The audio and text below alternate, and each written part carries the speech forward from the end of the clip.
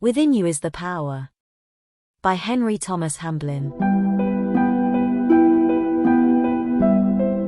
Chapter 9. The Use of the Spiritual or Superconscious Mind.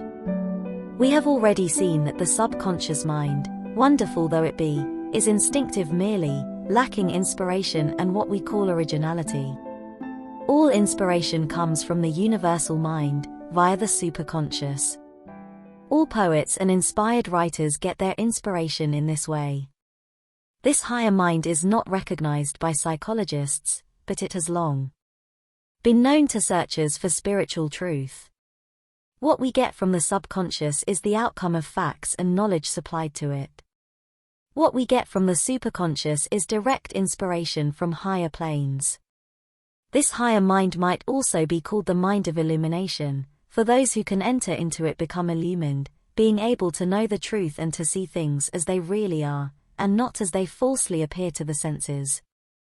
This limited consciousness in which we live is bounded by our five senses. The universe that we see around us is partly real and partly an illusion.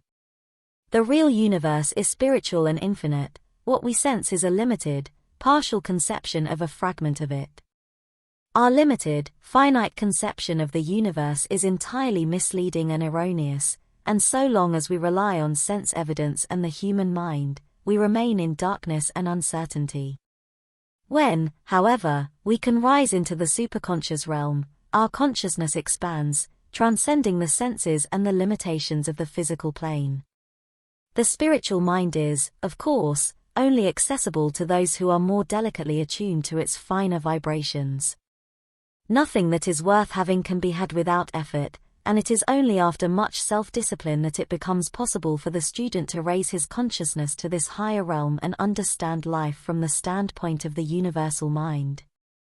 There is nothing, either mystical or psychical, about the use of this higher mind. One who makes use of it becomes spiritually minded, that is all. He does not go into trances, nor need he become clairvoyant. He simply remains a sane, normal individual, with this difference only, he makes use of more of his mind than does the ordinary individual. One who is able to use this higher mind develops that which has been termed the divine quality of originality. If ever a person is to rise above the dead level of mediocrity, it must be through direct inspiration from higher planes, through his superconscious mind. If ever a person is to bring forth a new idea which shall enrich humanity and add to the common good, it must come through the higher mind. One who is properly attuned, becomes, through the superconscious mind, a recipient of knowledge that is above human, and wisdom that is divine.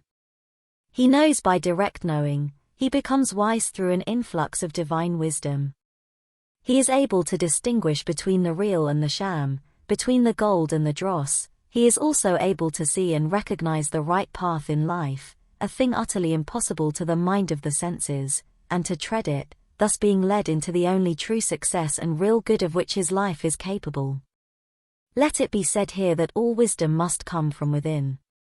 While books and the written word may be helpful, it is the spirit within the reader that illumines the word, and makes it real and true to the seeker after wisdom. One who realizes that he is illumined within by the divine spirit, and that this alone can bring him into real knowledge is well advanced on the path that leads to realization.